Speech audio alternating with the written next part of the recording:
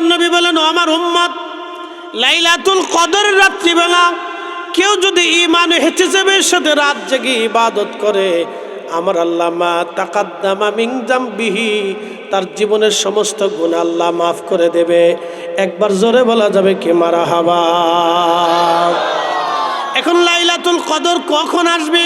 প্রিয় নবীকে জিজ্ঞেস করল, ইয়া রাসূলুল্লাহ, লাইলাতুল কদরের রাত কখন পাওয়া যায়? নবীজি বললেন, মাহে রমজানের শেষ 10 দিনে বেজর রাত্রিবেলা তোমরা কদরের রাত্রিবেলা তালাশ করো। ইন্না আনসালনাহু ফি লাইলাতিল কদর, নিশ্চয়ই কদরের রাত্রিবেলা আল্লাহ কোরআন নাজিল করেছেন। কদরের রাত্রিবেলা কোরআন এসেছে, এই কদরের রাত্রিবেলা আমার আল্লাহ কোরআন নাজিল করেছেন। এই জন্য কদরের রাত এত বড় দামি, আল্লাহ কোরআনে বলেন। এই জন্য আল্লাহর নবী বলেন, আমার উম্মত রমজানের রোজা পাইল কিন্তু নিজের জীবনের গুনাহ মাফ করাই নিতে পারল না, সে ধ্বংস হয়ে যাক, সে ধ্বংস হয়ে যাক। রমজানে রোজা পাইল কিন্তু নিজের জীবনের গুনাহ মাফ করাই নিতে পারল না, সে ধ্বংস হয়ে যাক, ধ্বংস হয়ে যাক। সে কপাল পোড়া বদনসিব, সে কপাল পোড়া বদনসিব, সে ধ্বংস হয়ে যাক। বন্ধুগণ, খুব মনোযোগ দিবেন। এরপরে নবীজি বললেন, আমান কামা রমাদানা ঈমানাও ইহতিসাবান গুফিরা লাহু মা তাকাদ্দামা মিন যামবিহি, যে ব্যক্তি মাহে রমজানে রাত জেগে দাঁড়ায় দাঁড়ায় নামাজ পড়বে, রাত জেগে নামাজ পড়বে, সারা রমজানে রাত জেগে ইবাদত করবে, তারাবির নামাজ পড়বেন, ঠিক মতো তারাবির নামাজ, ঠিক মতো 5 ওয়াক্ত নামাজ, এবং রাত্র জাগরিত হয়ে যারা তারাবির নামাজ পড়বে, নবীজি বললেন তার আগের জীবনের সব গুনাহগুলি আমার আল্লাহ মাফ করে দেবে। একবার জোরে বলা যাবে কি মারহাবা। 360 জন আল্লাহর ওলি, তিনারা কি হক না বেহক? না, জোরে বলেন, না একসাথে বলেন, হক না বেহক? তিনারা যেই নামাজ আনছিলেন এটা কি সত্য না মিথ্যা? তিনারা যে কালেমা এনেছিলেন এটা সত্য না মিথ্যা? তিনারা যে দিন এনেছিলেন এটা সত্য না মিথ্যা? তো তিনারা যদি 8 টাকা তারাবির নামাজ যদি সত্যই 8 টাকা হতো, তাহলে 360 জন আল্লাহর ওলি এই জমিনে 8 টাকা তারাবির নামাজ বাস্তবায়ন করে প্রতিষ্ঠিত করে রেখে যাইত। যেহেতু ওনারা 20 টাকা তারাবির নামাজ এই জমিনে প্রতিষ্ঠিত করছে, অতএব আমরাও জানি তারাবির নামাজ 20 টাকা এটাই চূড়ান্ত। এর নিচে পড়লে ঈমান ইহতিসাবের সাথে তারাবির নামাজ আদায় হবে।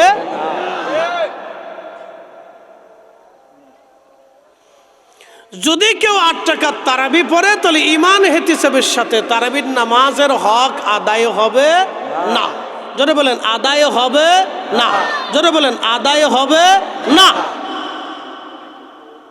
কেউ যদি এই 8 টাকার তারাবির নামাজ বানায় না, তো তার ঈমান ইহতিসাবের সাথে তারাবির নামাজের হক আদায় হবে না। অতএব যেহেতু নামাজ আদায় হবে না, সে তো গুনাহ মাফ হওয়ার কোনো সম্ভাবনাও নাই। অতএব তারাবির নামাজ 20 টাকাতে চূড়ান্ত। 360 জন আল্লাহর ওলি তারাবির নামাজ 20 টাকা চূড়ান্ত করেছে। 20 টাকা তারাবির নামাজ তারা চূড়ান্ত করেছে। 20 টাকা তারাবির নামাজ চূড়ান্ত, এটাই চূড়ান্ত ফয়সালা। 3 নম্বর আল্লাহর নবী বলেন, ও আমার উম্মত, লাইলাতুল কদরের রাত্রিবেলা কেউ যদি ঈমান ইহতিসাবের সাথে রাত জেগে ইবাদত করে, আমার আল্লাহ মা তাকাদ্দামা মিন যামবিহি, তার জীবনের সমস্ত গুনাহ আল্লাহ মাফ করে দেবে। একবার জোরে বলা যাবে কি মারহাবা। এখন লাইলাতুল কদর কখন আসবে? প্রিয় নবীকে জিজ্ঞেস করল, ইয়া রাসূলুল্লাহ, লাইলাতুল কদরের রাত কখন পাওয়া যায়? নবীজি বললেন, মাহে রমজানের শেষ 10 দিনে বেজর রাত্রিবেলা তোমরা কদরের রাত্রিবেলা তালাশ করো। ইন্না আনসালনাহু ফি লাইলাতিল কদর, নিশ্চয়ই কদরের রাত্রিবেলা আল্লাহ কোরআন নাজিল করেছেন। কদরের রাত্রিবেলা কোরআন এসেছে, এই কদরের রাত্রিবেলা আমার আল্লাহ কোরআন নাজিল করেছেন। এই জন্য কদরের রাত এত বড় দামি। আল্লাহ কোরআনে বলেন, ওয়ামা আদরাকা মা লাইলাতুল কদর। নবীজি, আপনি কি জানেন লাইলাতুল কদর কি? লাইলাতুল কদরি খায়রুম মিন আলফি শাহর, সেটা হাজার মাসের চাইতে উত্তম আমার উম্মতের ভিতরে, আমার বান্দাদের ভিতরে। লাইলাতুল কদরের এক রাত্রিবেলা কেউ যদি ইবাদত করে, আমি রব্বুল আলামিন হাজার মাসের চাইতে বেশি পরিমাণে নেক আমার বান্দার আমল নামায় লিখে দেব। একবার জোরে বলা যাবে কে সুবহানাল্লাহ? তবে 4টে সহি হাদিসেও আসছে 26 তারিখ দিন যায় রাত, এটাও কদরের রাত, এটাও হাদিসে আসছে। 4টে সহি হাদিসে আসছে। ইমাম তহাবি লেখছেন শারহে মানিল আসারের ভিতরে একটা বিশুদ্ধ হাদিসে আসছে। এরকম 4টে হাদিসে আসছে যে 26 তারিখ দিন যায় রাত্রেও কদরের রাত, এটাও হাদিসে আসছে।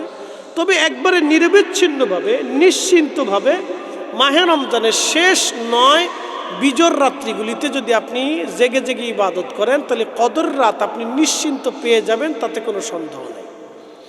আর এই রাত্রিবেলা যদি আপনি ঈমান ও ইহতিসাবের সাথে জেগে ইবাদত করেন, তাহলে আপনার জীবনের সমস্ত গুনাহগুলি আল্লাহ মাফ করে দেবে। একসাথে বলা যাবে না সুবহানাল্লাহ? তাহলে মাহে রমজানে আমাদের অধিক পরিমাণে ইস্তিগফার করার দরকার, দোয়া করার দরকার, কান্নাকাটির দরকার, ক্ষমা চাওয়ার দরকার। কথা ঠিক আছে না ভাই? আর বেশি বেশি পরিমাণে রোজাদারকে ইফতার করানোর প্রয়োজন। যদি সুযোগ সুবিধা হয় তাহলে এলাকার হত দরিদ্র মিসকিন আশেপাশে খুঁজে খুঁজে আত্মীয় স্বজন আগে দেখবেন যে আপনার আত্মীয় স্বজনের মধ্যে দরিদ্র কারা আছে। যারা দরিদ্র আছে তাদের ঘরে খাবার নিশ্চিত করবেন, এবং তারপরে দেখবেন আপনার প্রতিবেশীদের মধ্যে দরিদ্র কারা আছে, তাদের মধ্যে আপনি মাহে রমজানে খাবার নিশ্চিন্ত করবেন। এরপরে আপনার গ্রামের ভিতরে দেখবেন কারা দরিদ্র আছে, আপনি তাদের মধ্যে খাদ্য নিশ্চিত করবেন, তাদের ঘরে খাবার পৌঁছাবেন রমজানে। আল্লাহ আমাদের প্রত্যেকের তৌফিক দিক, সকলে বলে না আমি। আমরা এই কাজগুলি করব, এই কাজগুলি আমাদের আঞ্জাম দেওয়ার দরকার, তাহলে আমাদের গুনাহ মাফ হবে না। রমজান পাইলেন কিন্তু গুনাহ মাফ করাইতে পারলেন না, এর চাইতে বড় ব্যর্থতা আর জীবনে কিছু নাই। এই জন্য প্রথম মিম্বরে কদম রাখার পরে নবীজি বললেন, সাহাবীরা রে, আমি প্রথম মিম্বরে কদম রাখছি, ঠিক তখনই জিবরাইল আলাইহিস সালাম এসে বলেন, ইয়া রাসূলুল্লাহ, যে মাহে রমজান পাইল কিন্তু নিজের জীবনের গুনাহ মাফ করাইয়া নিতে পারল না, সে ধ্বংস হয়ে যায়। তাহলে 3টা কাজ করলে জীবনের গুনাহ মাফ হবে। 1 নম্বরে মাহে রমজানে রোজা রাখতে হবে ঈমান ইহতিসাবের সাথে, পরিপূর্ণ ইয়াকিনের সাথে, বিশ্বাসের সাথে, মুহাব্বতের সাথে। এই মাহে রমজানে রোজা রেখা মিথ্যা বলা যাবে না, ফায়সা কথা বলা যাবে না, গীবত করা যাবে না, শেকায়ত করা যাবে না, তহমত দেওয়া যাবে না, অন্যের ত্রুটি বিচ্যুতি খোঁজা যাবে না, মারামারি হানাহানি করা যাবে না, কারো সম্পদ মারা যাবে না, হালাল খাদ্য খেতে হবে, হারাম রুটি রুজি করা যাবে না, অন্যকে ঠকানো যাবে না। এই মাহে রমজানে জেনা করা যাবে না, জেনার লিপ্সা আনা যাবে না, কোনো নারীর দিকে ফায়সা কাজ করা যাবে না, খারাপ ভাষা ব্যবহার করা যাবে না, মিথ্যা বলা যাবে না।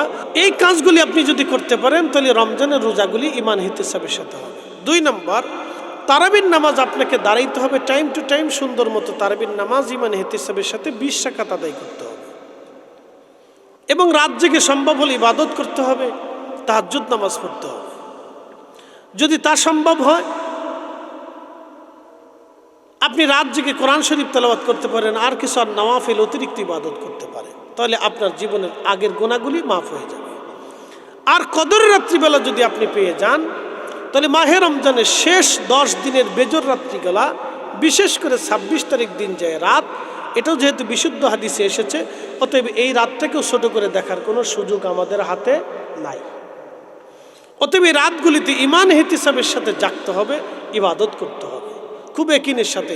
পটকা ফোটানো যাবে না, ঘোরাঘুরি করা যাবে না।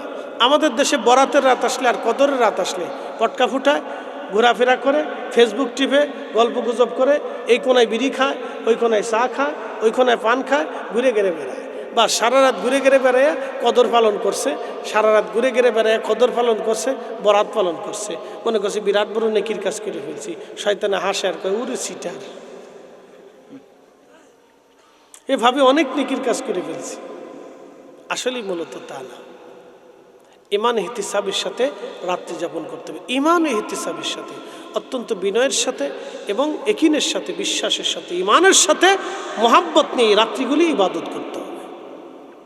তাহলে 3 সময়, রোজা, তারাবি, কদর, রোজা, তারাবি, কদর। এই 3টা করতে যে আবার চিন্তা করেন না যে বাকি ফরজ নামাজগুলি ছেড়ে দেব, না না না। রমজান তো রমজান, রমজানে একটা ফরজ, অন্য সময় 70টা ফরজ। রমজানে একটা নফল, অন্য সময় ফরজের সমতুল্য। একসাথে বলা যাবে না সুবহানাল্লাহ? মনোযোগ দেন। এখন যদি আপনি 1 টাকা দান করেন তাহলে 700 টাকার সওয়াব হবে। আর রমজানে যদি দান করেন তাহলে বিগয়রি হিসাব, আস-সাওমুলি ওয়া আনা আযিবিহি। রমজানে যদি আপনি দান করেন, আল্লাহ রাসূল বলতেছেন, আল্লাহ বলেন রমজানের রোজা আমার জন্য প্রতিদান আমি আল্লাহ নিজে দিয়ে দিব। কত দিব? কোনো হিসাব দিলাম না, বিগয়রি হিসাব দিব। আমার যত খুশি মন চাই তত বেশি দিয়ে দেব। আসতে হয়ে গেল না? জোরে বলেন। আল্লাহ কি কৃপণ? আল্লাহর কি অভাব আছে? আল্লাহর দিলে কি লজ আছে? তাহলে আল্লাহ যখন দেয় তখন বুঝতে হবে যে অগণিত দেয়। কথা ঠিক আছে কিনা? তাহলে রমজানে বেশি বেশি দান সৎকা করব। কোন সময় দান সৎকা করব? রমজানে বেশি বেশি দান সৎকা করব। প্রিয় উপস্থিতি, মাহে রমজানে অত্যধিক পরিমাণে দান সৎকা করবেন, অধিক পরিমাণে নেকের কাজ করবেন। আপনি এই রমজান আসলে রোজা ছেড়ে দেওয়া যাবে না, প্রস্তুতি নিয়ে ফেলে দেন। একটা রোজা কাজা করা যাবে না। রমজানে যেই কথাগুলি বললাম সেগুলি আপনারা করবেন। আল্লাহর নবী বললেন, আমি দ্বিতীয় মিম্বারে কদম রাখলাম। যখন দ্বিতীয় মিম্বারে কদম রাখছি তখন জিবরাইল আলাইহিস সালাম বলেন, ইয়া রাসূলুল্লাহ, যে আপনার নাম শুনলো কিন্তু দুরূদ শরীফ পড়ল না, সে ধ্বংস হয়ে যাক। যে আপনি নবীর নাম শুনলো কিন্তু আপনি নবীর শানে দুরূদ শরীফ পড়ল না, সে ধ্বংস হয়ে যাক। যে আপনি নবীর নাম শুনলো কিন্তু দুরূদ পড়ল না, সে ধ্বংস হয়ে যাক। আল্লাহর নবী বলেন আমিন। তার মানে নবীজির নাম শোনার পরে দুরূদ পড়া লাগবে। দুরূদ, দুরূদ, দুরূদ। সর্বশেষ ছোট্ট দুরূদের নাম সাল্লাল্লাহু আলাইহি ওয়াসাল্লাম। আপনি যেই দুরূদ শরীফ পড়তে পারেন সেই দুরূদ আপনি পড়বেন। আপনার যেটা খুশি আপনি সেটা পড়বেন, কোনো নিষেধ নাই। আপনার যেই দুরূদ খুশি আপনি সেটা পড়বেন। দুরূদ ইব্রাহিমই পড়তে হবে এমন কোনো বিষয় না। দুরূদ ইব্রাহিম ছাড়া অন্য কোনো দুরূদ হবে না, তাও কোনো মাসালা না। এগুলি ভ্রান্ত মাসালা। সাহাবা ইকরাম জিজ্ঞেস করলো, নাহনু সাল্লাইনা ফি সলাতিনা ইয়া রাসূলুল্লাহ, নবীজি আমরা নামাজের ভিতরে কিভাবে আপনার প্রতি দুরূদ পড়ব আপনি শিখিয়ে দেন।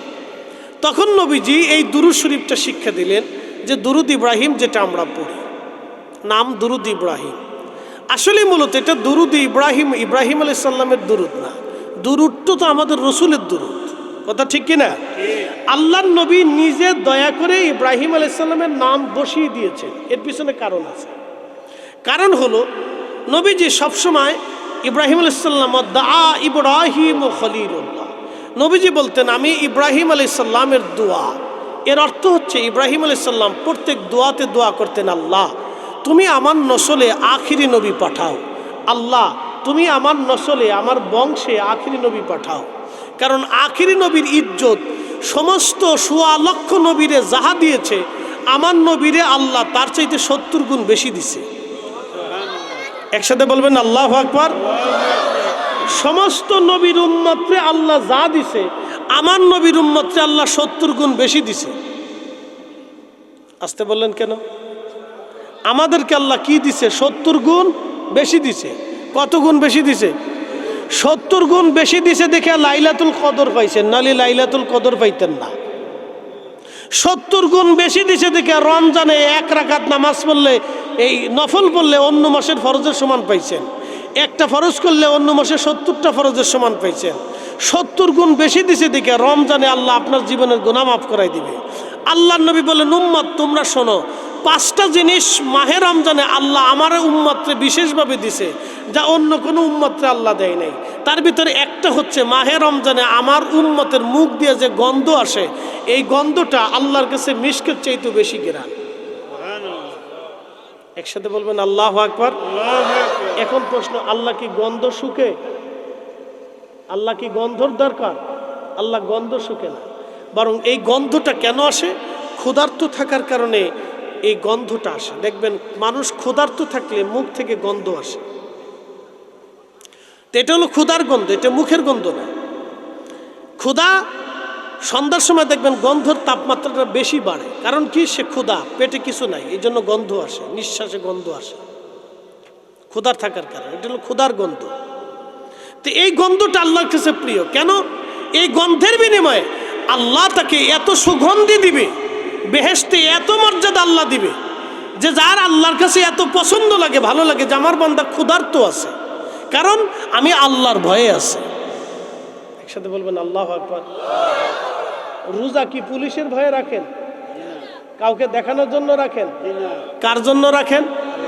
কারণ রমজান মাসে আপনি যদি পালায় পালায় খাবার খান, কেউ দেখবে না। পালায় পালায় যদি পানি খান, তো কেউ দেখবে না। তো রমজানের রোজাটা শুধুমাত্র আল্লাহর জন্য হয়। নামাজ কিন্তু রাজনৈতিক নামাজ আছে, নামাজ কিন্তু বিয়েই নামাজ আছে, নামাজ কিন্তু সামাজিক নামাজ আছে, নামাজ কিন্তু ঠেলার নামাজ আছে। বলে ঠেলার নামাজ কি? ঠেলার নামাজ হচ্ছে যে সালিশ দরবারে বসে এখন যদি নামাজ না পড়ে তাহলে মানুষ কি বলবে? এটার নাম ঠেলার নামাজ। রাজনৈতিক নামাজ হলো নির্বাচনে আসছে, ভোট যদি নামাজ না পড়ি মানুষ ভোট দিবে না, তাহলে রাজনৈতিক নামাজ। বিআইন নতুন বিআই বেদ গেছে, যদি নামাজ না পড়ে তো বিআই মন্দ বলবে, এই জন্য এটার নাম দিয়েছি বিআই নামাজ। কি কথা ঠিক আছে না? কিন্তু রোজা কিন্তু বিআই রোজা নাই, কারণ রোজা আল্লাহর জন্যই রাখে। যে রাখে সে আল্লাহর জন্যই রাখে। কথা ঠিক আছে না ভাই? সে কার ভয়ে রাখে? আল্লাহর ভয়ে রাখে। যে রাখে সে আল্লাহর ভয়ে রাখে, কারণ সে পলায় খাইতে পারে, গোপনে বাসার ভিতরে খাইতে পারে, রুমের তালা মেরে দিয়ে পানি খাইতে পারে, ভাতও খাইতে পারে, কেউ দেখবে না। এই জন্য রোজা আসাউমুলি ওয়া আনা আজিবিহি, রোজা আমি আল্লাহর জন্য, অতএব প্রতিদান আমি আল্লাহ নিজে দিয়ে দেব। আল্লাহু আকবার। এই জন্য রোজাদারকে যে কেউ যদি খাওয়ায়, তাহলে আল্লাহ রসুল বলছেন আমি কিয়ামতের ময়দানে তোমাকে হাউজে কাউসারের পানি পান করাই দেব। প্রিয় উপস্থিতি হাজিরিন, আল্লাহর নবী বললেন দুরূদ শরীফ। তো আমাদের নবীর ইজ্জত আল্লাহ এত পরিমাণে দিলেন, এই ইজ্জত দেখে ইব্রাহিম খলিলুল্লাহ শুধু দোয়ার মধ্যে বলতেন, আল্লাহ আপনি আমার নসলে আখিরি নবী পাঠাবেন, আমার বংশে আপনি আখিরি নবী দিবেন। আল্লাহ আপনি আমার বংশে আখিরি নবী পাঠাবেন। কেন? আখিরি নবীর ইজ্জতের দিকে তাকাইয়া ইব্রাহিম নিজের বংশের দিকে নিসবত করলেন, এই জন্য যাতে উনার বংশের মর্যাদা বেড়ে যায়। কারণ সব বাবা চায় আল্লাহ আমার ছেলেটাকে আপনি মানুষের মতো মানুষ বানান, আমার ছেলেটারে নামাজি বানান, আমার ছেলেটারে ভদ্র বানান। কোনো বাবা কয় না আল্লাহ আমার ছেলেটারে চোর বানান, কয়? কোনো বাবা কি বলে আল্লাহ আমার ছেলেরে ডাকাত বানান, আমার ছেলেরে লুচ্চে বানান? কেউ কয় না। সবাই চায় আল্লাহ আমার সন্তানটারে নামাজি বানান, আমার সন্তানটারে তুমি আবেদ বানান। সব বাবা দোয়া করে। তো ইব্রাহিম আমার নবীর ইজ্জত দেখে আল্লাহর বলতেছেন, আল্লাহ তুমি আমার নসলে আখিরি নবী পাঠাও। তা আল্লাহ তার দোয়া কবুল করলেন। একসাথে বলবেন আল্লাহু আকবার। আল্লাহ তার কি করলেন? দোয়া কবুল করে নিয়ে ইব্রাহিম আলাইহিস সালামের নসলে আমার নবীরে পাঠাইলেন। এই জন্য ইব্রাহিম আলাইহিস সালামের দুইজন স্ত্রী, আমাদের দুইজন মা, একজন আম্মাজান সারা, আম্মাজান হাজেরা। আম্মাজান সারার গর্ভে হযরত ইসাক আলাইহিস সালাম, হযরত ইসাক আলাইহিস সালামের একটা বেটার নাম ইয়াকুব আলাইহিস সালাম। ইয়াকুব আলাইহিস সালামের আরেক নাম ছিল ইসরাইল। এই ইসরাইল থেকে বনি ইসরাইল। এই ইয়াকুব আলাইহিস সালামের যত বংশ সবাইকে বনি ইসরাইল বলা হয়। এই বনি ইসরাইলের ভিতরে আল্লাহ নবী পাঠাইছেন 70,000। আর এই বনি ইসরাইল ইয়াকুব আলাইহিস সালাম মসজিদে বাইতুল আকসা প্রতিষ্ঠিত করেছেন, তৈরি করেছেন। ওনার এই মসজিদে 70,000 নবী আসছে, নবী নামাজ পড়ছে, কিন্তু বাইতুল আকসাতে আপনি রিয়াজুল জান্নাহ নাই। রহস্য দেখে যাবেন। বাইতুল আকসাতে ৭০,০০০ নবী নামাজ পড়লো, কিন্তু বনি ইসরায়েলের ৭০,০০০ নবী বাইতুল আকসায় নামাজ পড়ছে, কিন্তু আপনি রিয়াজুল জান্নাহ পাবেন না।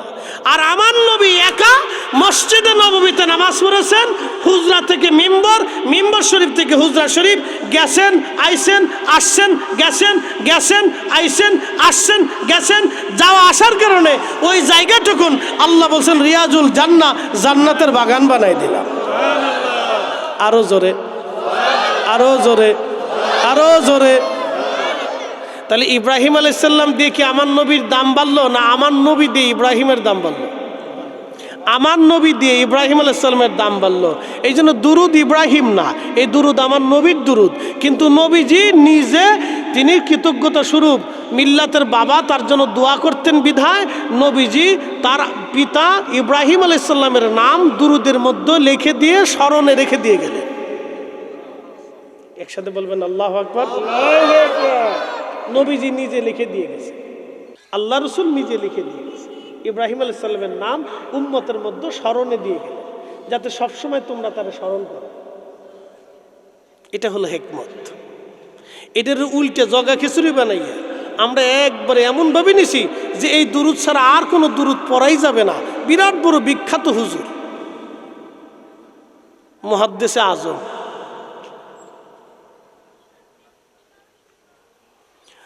এ মুসলমান খুব মনোযোগ দিবেন। আল্লাহর নবী বলেন উম্মত আমার নাম যে শুনলো কিন্তু দুরূদ শরীফ পড়ল না, সে ধ্বংস হয়ে যাক, সে ধ্বংস হয়ে যাবে। এই জন্য সবচেয়ে ছোট্ট দুরূদ আমরা যেটা পড়ি সাল্লাল্লাহু আলাইহি ওয়াসাল্লাম, জোরে বলেন সাল্লাল্লাহু আলাইহি ওয়াসাল্লাম। আমরা এই দুরূদটা নবীজির নাম শোনার পরে আমরা তেলাওয়াত করি। যদি না পড়েন তাহলে ধ্বংস অনিবার্য। এই জন্য দুরূদ পড়া লাগবে। দুরূদের মর্যাদা ছোট করে দেখলে হবে না। কথা কন না কে, ঠিক কিনা? দুরূদের মর্যাদা ছোট করে দেখলে হবে না। মৌমাছির দলেরা নবীজির সামনে দিয়ে উড়িয়ে যায়। আল্লাহর নবী বললেন মৌমাছি দাঁড়াও। তো মৌমাছি নবীজির সামনে এসে গুনগুন করে সালাম দিতেছে, আসসালাতু আসসালামু আলাইকা ইয়া রাসূলুল্লাহ, আসসালাতু আসসালামু আলাইকা ইয়া হাবিবাল্লাহ। নবীজি ডাক দিয়ে বলেন মৌমাছি বলো মধু কেমনে বানাও? মৌমাছি বলে ইয়া রাসূলুল্লাহ বিভিন্ন ফুল থেকে মধু আনি, রস নিয়ে আসি। কোনো ফুলের রস তিতা, কোনোটা লুনতা, কোনোটা টক, কোনোটা মিষ্টি, কোনোটা পাইনসে। এক এক ফুলের রস এক এক রকম। হুজুর সমস্ত রসগুলি সংগ্রহ করে এনে চাকের মধ্যে জমা করে রাখি ইয়া রাসূলুল্লাহ, মধু মধু হয় না। নবীজি যখন আমরা মৌমাছিরা ওই চাকের উপরে ঘুরি আর আপনি নবীর দুরূদ শরীফ পড়ি, আমরা চাকের মধ্যে ঘুরি আর আপনি নবীর দুরূদ পড়ি, ওই দুরূদের কারণে আমার আল্লাহ আমার রব মধুকে মধু বানায়া দেয়। একসাথে বলেন আল্লাহু আকবার। এই মধুটাকে আল্লাহ বলেন আশ-শিফাউল লিন-নাস। কুরআনে আল্লাহ বলছেন আশ-শিফাউল লিন-নাস। এই মধু হলো মানুষের জন্য শেফা, মানুষের জন্য শেফা। সুনান ইবনে মাজার ভিতরে এসেছে আল্লাহর নবী বললেন ও আমার উম্মতেরা, হাতের তালুর মধ্যে মধু ঢেলে নিয়ে তোমরা চেটে চেটে যদি তোমরা খাও, তাহলে আমার রব আমার আল্লাহ ৯৯ প্রকার কঠিন কঠিন রোগ থেকে তোমাকে বাঁচাবে। কেমনে খাবেন? হাতের তালুতে ঢেলে চেটে চেটে খাবেন। প্রত্যেক মাসে অন্তত একবার, সপ্তাহে একবার, নাহলে প্রত্যেক দিনে একবার হাতের চালুর মধ্যে মধু ঢেলে চেটে চেটে খাবেন। আর শিফাউল লিন-নাস আল্লাহর ভাষা। পৃথিবীর সমস্ত বিজ্ঞানী যদি এক জায়গা আনেন, চেষ্টা করান যে বিজ্ঞানীরা তোমরা তোমাদের সমস্ত মেধা দিয়ে এক ফোঁটা মধু বানাই দেখাও, পৃথিবীর সমস্ত বিজ্ঞানী চেষ্টা করলেও আল্লাহর দেওয়া মৌমাছি যেইভাবে মধু বানাইছে এইভাবে মধু বিজ্ঞানীরা বানাইতে পারবে না। এটাই আমার আল্লাহর কুদরত, এটাই আমার আল্লাহর শক্তি। আল্লাহর শক্তির কাছে বিজ্ঞানীরা অসহায়। কথা বলে ঠিক না বেটি? মনে রেখেন, এই জন্য দুরুদ। তাহলে মৌমাছি যদি নবীজির দুরুদ পড়িয়া মধু বানায়, শাইখ আব্দুল হক মুহাদ্দিস দেহলভী মাদারিজুন নবুয়াতের মধ্যে লিখেছেন, নবীজির দুরুদ শরীফ পড়ে যদি মৌমাছি মধু বানায়, তাহলে আমাদের বাড়ি ঘরে দুরুদ শরীফের আওয়াজ আসলে, তেলাওয়াত হলে, মিলাদ হলে বাড়িতে বরকত আসে না? কি একসাথে কথা কেন জোরে বলেন, বরকত আসে না? তাহলে বাড়ি বাড়ি মিলাদ দোয়া দুরুদ হবে নি? জোরে বলেন, বাড়ি বাড়ি মিলাদ দোয়া দুরুদ হবে নি? আল্লাহ কবুল করুক, বলেন আমিন। বরকতের জন্য পড়বেন, পড়লে আপনার লাভ, না পড়লে আপনার লস। মনে রেখেন, সবাই নিজের লাভ বুঝে, পাগলও নিজের লাভ বুঝে। বলে হরেন মারবেন, দেখবেন পাগল রাস্তা থেকে সরে দাঁড়ায়। পাগল জানে যে এখন আমি গাড়ির নিচে পড়ে যাবো, সরে দাঁড়াই। পাগল এটা বুঝে। টাকা দিবেন, পাগল টাকা চিনে। খাবার দিবেন, পাগল খাবার চিনে। পাগলও নিজের লাভ বিশ্রে তালাশ করে। সবাই লাভ খোঁজে, তাহলে দুরুদে যেই লাভ, এই লাভটা আপনাদের দরকার। মৌমাছি মধু বানায় নবীর দুরুদ দিয়ে, তাহলে আপনি চিন্তা করেন এই দুরুদে বরকত কত। অতএব এই দুরুদ আপনারা বাড়ি বাড়ি চালু রাখবেন, বেশি বেশি পড়বেন। আল্লাহ এত পরিমাণে বরকত দিবে যে বরকত শূন্য হবেন না কখনো। যে কোনো কাজের আগে আপনি দুরুদ দিয়ে যদি চালু করেন, আল্লাহ রসুলকে দুরুদ হাদিয়া পাঠান, আল্লাহ ওই কাজের ভিতর অবারিত বরকত দিয়ে দেয়। এটা মনে রাখবেন। 3 নাম্বার, আল্লাহর নবী বললেন, আমার উম্মতরা আমি 3 নাম্বার মিম্বারে সিঁড়িতে কদম রাখছি। জিবরাইল এসে বলেন, ইয়া রাসূলুল্লাহ, কেউ তার পিতা মাতা পাইল কিন্তু বাবা মার খেদমত করে জান্নাত নিতে পারল না। যে তার বাবা মা পাইল কিন্তু খেদমত করে জান্নাত নিতে পারল না, সে ধ্বংস হয়ে যাক। যে তার বাবা মা পাইল কিন্তু খেদমত করে জান্নাত নিতে পারল না, সে ধ্বংস হয়ে যাক। আল্লাহর নবী দোয়া করে বলেন আমিন। বাবা মা পাইল কিন্তু খেদমত করে জান্নাত দিতে পারে নাই, কপাল পোড়া সন্তান। আমি বলে দিয়ে যাই বন্ধু, আপনার মা আপনার পিছনে মিনিমাম 15 বছর আপনার পিছনে পরিশ্রম করছে। একবারে এসএসসি পরীক্ষা দেওয়া পর্যন্ত আপনার মা আপনার 3 বেলা রান্না করে আপনারে খাওয়াইছে। কি কথা ঠিক আছে না ভাই? একবারে এসএসসি পর্যন্ত ধরলাম, আমি বাকিটা ধরলাম না, ধরেন আর কি, বাকিটাও করছে মা, কিন্তু ধরলাম না, আমি এসএসসি পর্যন্ত ধরলাম। তো একটা ছেলে 15 বছরে এসএসসি পরীক্ষা দেয়, ঠিক আছে না ভাই? 15-16 বছরে সে এসএসসি পরীক্ষা দেয়, অথবা 17 বছরই ধরেন। তা আমি 15 বছরই মাস্ট সর্বনিম্ন হিসাবে ধরলাম। তো একটা মা 15 বছর 3 বেলা আপনাকে রান্না করে খাওয়াইছে। 5 বছর পর্যন্ত আপনার পায়খানা পেশাব মা পরিষ্কার করছে। 5 বছর পর্যন্ত মা আপনাকে কোলের মধ্যে নিয়ে ঘুম পাড়াইছে, আপনার বিছানা ঠিক করছে, আপনার কাপড় চোপড় মা ধুয়ে দিয়েছে, আপনার বিছানা ঠিক করে দিয়েছে। কখন ঘুম থেকে উঠবেন, কখন ঘুম থেকে বের হবেন, আপনার মা আপনার তদারকি করেছে। 15টা বছর মা আপনার পিছনে ছায়ার মতো লেগে রইল, আপনি মায়ের 15 দিনও কাপড় ধুয়ে দেন নাই। বলেন কি? জোরে বলেন, জোরে বলেন। আপনি মায়ের 15 দিনও কাপড় ধুয়ে দেন নাই, 15 দিনও মাকে রান্না করে খাওয়ান নাই, 15 দিন আপনি মার বিছনা ঠিক করে দেন নাই, 15 দিনও মার ঘরটা পরিষ্কার করেন, অথচ 15 বছর আপনার ঘর মা পরিষ্কার করছে। আপনি বিনিময়ে কিচ্ছু করেন না, আপনি হিসাবে দিয়ে দিলাম। যান তাফাক্কুর করেন, আজকে রাত্রি তাফাক্কুর করবেন, চিন্তা করবেন, আজকে রাত্রি চিন্তা করবেন। আমি আপনাকে চিন্তা দিয়ে দিলাম যে আল্লাহ রসুল বললেন, জিব্রাইল বললেন, ইয়া রাসূলুল্লাহ, আপনি শুনেন, যে পিতা মাতা পাইল কিন্তু খেদমত করে বেহেশত নিতে পারল না, সেই উম্মত যেন ধ্বংস হয়ে যায়। নবীজি দোয়া করে বলেন আমিন। নবী আমিন বলা মানে কবুল হয়ে গেছে। বাবা মা পাইছেন কিন্তু খেদমত করে বেহেশত নিতে পারলেন না, আপনার মতো নাফরমান কপাল পোড়া আর দুনিয়াতে কেউ নাই। কথা ঠিক আছে কিনা? মনে রাখেন এই হাদিস, সারা জীবন মনে রাখবেন এই হাদিস, সারা জীবন মনে রাখবেন এই হাদিস, সারা জীবন মনে রাখবেন এই হাদিস।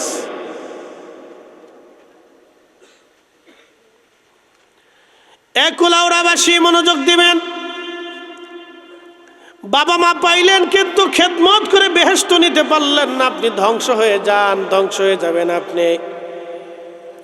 15টা বছর বাবা আপনার জন্য পরিশ্রম করলেন, বাজার আনলেন, চাকরি করলেন, ব্যবসা করলেন, রক্তপানি করলেন।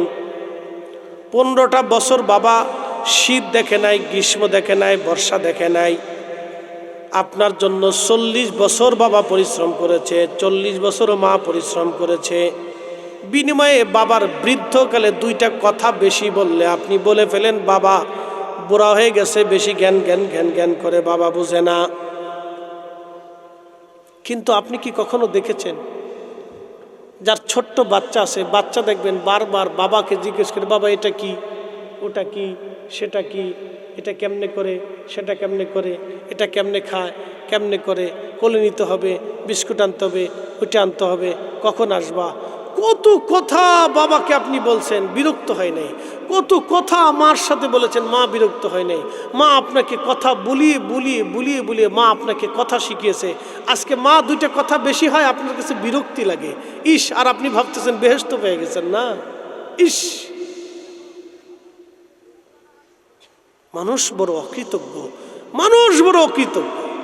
কুকুরকে খাওয়াবেন, ও বেঈমানি করে না, কিন্তু মানুষ বেঈমানি করে। কথা কর না কেন? আপনি বিড়ালরে খাওয়ান, ও বেঈমানি করে না, কিন্তু মানুষ বেঈমানি করে। গরুরে খাওয়ান, ও বেঈমানি করে না, কিন্তু মানুষ বেঈমানি করে। আপনি বাঘেরে এনে আদর করে ছোট্টকাল থেকে লালন করবেন, বাঘ আপনার সাথে বেঈমানি করবে না, কিন্তু মানুষ বেঈমানি করে।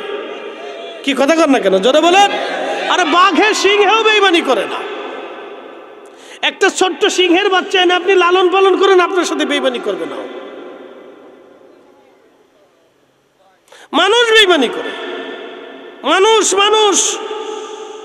এই জন্য তার শাস্তি বেশি। তাকে নসিহত করার জন্য কত ওলি, কত বুজুর্গ, কত নবী আসছে, কত উলামা ফুদালা তাদেরকে নসিহত করলো।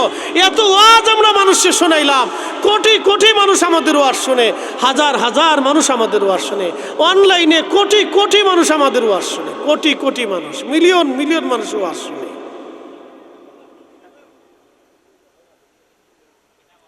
ইয়া রব্বি ইয়া আল্লাহ, 40টা বছর একটা মা সন্তানের পিছনে লেগে রইল। আল্লাহর নবী বলেন, উম্মত রে, তোমরা শোনো, তুমি তোমার বাবা মাকে পাইছো বৃদ্ধকালে, কিন্তু খেদমত করে তুমি বেহেশত নিতে পারো নাই। তোমার মতো হতভাগা আর কেউ নাই। আমার ওয়াজ যদি বুঝেন, তাহলে এই ওয়াজগুলি আজকে বুঝে যাওয়াটা জরুরি। ওয়াজ বুঝে যাওয়াটা জরুরি, বাড়ি পর্যন্ত নেওয়াটা জরুরি। বাবা মা যদি বৃদ্ধ থাকে, পরম আদর করবেন, পরম যত্ন নেবেন, পরম ভালোবাসা দিবেন। যেই ভালোবাসা ছোট্টকালে আপনাকে দিয়েছিল, তার চেয়ে বেশি ভালোবাসা দেওয়ার চেষ্টা করবেন বাবা মাকে। তার চেয়ে বেশি ভালোবাসা বাবা মাকে দেওয়ার চেষ্টা করবেন। তারা যে সময় যা খেতে চায় আপনি তাকে তাই খাওয়াবেন। খেতে না চাইলেও জিজ্ঞাসা করবেন, বাবা কি খাইতে মন চায়, কি পড়তে মন চায়, কোন কাপড়টা ভালো লাগে, মা তোমার কি প্রয়োজন আছে, দেখভাল করবেন। এগুলো আমাদের জরুরি, প্রয়োজন হয়ে গেছে। আল্লাহর নবী বলেন, উম্মত, তুমি যদি পিতামাতা বৃদ্ধকালে পাইছো কিন্তু খেদমত করে বেহেশত নিতে পারো নাই, তাহলে তুমি ধ্বংস, তুমি ধ্বংস। তোমার সব শেষ। কাবার ইমাম হলেও শেষ, মদিনার ইমাম হলেও শেষ, বাইতুল আকসার ইমাম হলেও শেষ, বাইতুল মুকাররমের ইমাম হলেও শেষ, বড় মুহাদ্দিস হলেও শেষ, মুফতি আজম হলেও শেষ,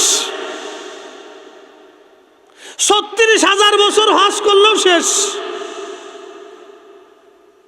মক্কা শরীফের খাদেম হলেও শেষ, সারা জিন্দেগি মসজিদ পরিষ্কার করলেও শেষ। কথা বুঝাইতে পারছি আপনাকে? কথা ক্লিয়ার? 40 বছর বক্তব্যের ওয়াজের জীবনী হলেও শেষ, 40 বছরের তাহাজ্জুদ থাকলেও শেষ। কথা ক্লিয়ার? বুঝে যাওয়াটা জরুরি। ভাই আমার, মাহে রমজান আসতেছে, আপনার দরিদ্রতা আসুক, অসুবিধা নেই। বাবা মাকে খাওয়াইলে কেউ অভাবী হয় না, তার রিজিক বাড়ে। খাইতে না চাইলেও খাবার কিনে নিয়ে যাবেন। কোথার থেকে কিছু আনলে আগে আব্বা আম্মার হাতে দিবেন। কোথার থেকে কিছু নিয়ে আসেন, আগে বাবা মার হাতে দিবেন।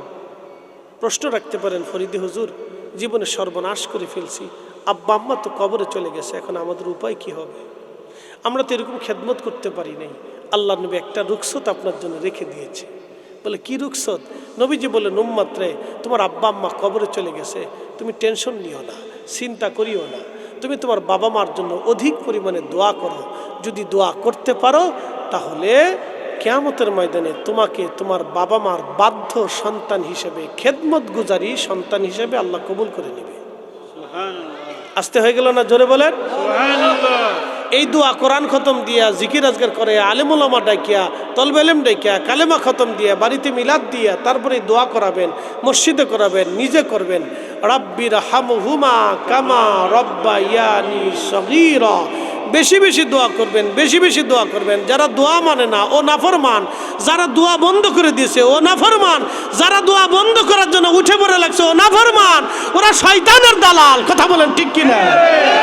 ওরা মুসলমানকে ধ্বংস করার জন্য আসছে, মুসলমান ধ্বংসের করার জন্য আসছে। ওরা নাফরমান, ওরা শয়তানের কাজ আঞ্জাম দিতেছে। আপনাদেরকে শক্ত হতে হবে, শক্ত হতে হবে। কথা বলেন ঠিক না বেটে? মজবুত হতে হবে আপনাদেরকে ঈমানের বলে। মুসলমান ধ্বংস করার জন্য আসছে তারা। এমনি এদেশের কোটি কোটি মুসলমানের বাবা মার খেদমত নাই, আছে ভাই? দেখাইতে পারবেন? কোটি কোটি ছেলে বাবা মার খেদমত করে না, কোটি কোটি কোটি কোটি নাই, খেদমত নাই। আমি যেই সূত্রে বলছি এই খেদমত আছে নাই। হযরত ওয়াস আল কারনী নিজের মারে কাঁধে করে নিয়ে সারা দুনিয়া ঘুরতেন, নিজে মা রান্না করতেন, মা অন্ধ ছিল, মাকে পিঠে করে নিয়ে ঘুরতেন। সন্তানকে যেমন মা পিঠে করে নিয়ে ঘুরতো, ওয়াস আল কারনী মাকে পিঠে করে নিয়ে ঘুরতেন, মাকে পিঠে করে নিয়ে ঘুরতেন, মাকে পিঠে করে নিয়ে ঘুরতেন। নিজে রান্না করতেন, মাকে খাওয়াইতেন, মারে গোসল করাইতেন, মার বিছনা ঠিক করাই দিতেন, মারে ঘুম পাড়াইতেন, মার মাথায় তেল দিয়ে দিতেন, চুল আশ্রয় দিতেন। একটা সন্তানকে মা যেইভাবে লালন করতো ওয়াস আল কারনী তার মাকে সেইভাবে লালন করতো। নবী বললেন তার এই খেদমতটা আল্লাহর কাছে এত পছন্দ যে আল্লাহ তাকে মুস্তাদাবাত দাওয়া বানিয়ে দিলেন। সে যা চাবে আল্লাহ তাই দিবে, যা চাবে আল্লাহ তাই দিবে। একসাথে বলবেন আল্লাহু আকবার। তা আমরা কি এরকম খেদমত বাবা মাকে দিতে পারছি? তো দোয়াটাও যদি দিতে না পারি তাহলে এর চাইতে বড় নাফরমান আর কি হতে পারে? কথা বলেন ঠিক কিনা? তাহলে দোয়া দিতে হবে। কি জোরে বলেন কি দিতে হবে? দোয়া। জোরে বলেন কি দিতে হবে? দোয়া। জোরে বলেন কি দিতে হবে? দোয়া। আল্লাহ কবুল করুক, সকলে বলেন আমিন। আউওয়ালাদিন সালিহিন ইয়াদউ লাহু। নেক সন্তানের দোয়া বাবা মার কবরে পৌঁছায়। নেক সন্তানের দোয়ার কারণে বাবা মার কবরকে আল্লাহ উজালা বানায় দেয়। অতএব সন্তান যদি দোয়া না করে তো সন্তানকে আল্লাহ কিয়ামতের ময়দানে নাফরমান হিসেবে উঠাবে। এই জন্য বেশি বেশি দোয়া করবেন। যারা দোয়া বন্ধ করতে চায় ফতোয়াদের বিরুদ্ধে, ওদের ফতোয়ার গোষ্ঠী গিলাইতে হবে। কথা বলেন ঠিক কিনা বেটা? ও নিজে নাফরমান, আরো মুসলমানকে নাফরমান বানাইতেছে। আশা করি আমার কথা বুঝতে পেরেছেন। মনে অজান্তে কষ্ট পাইলে মাফ করে দিবেন।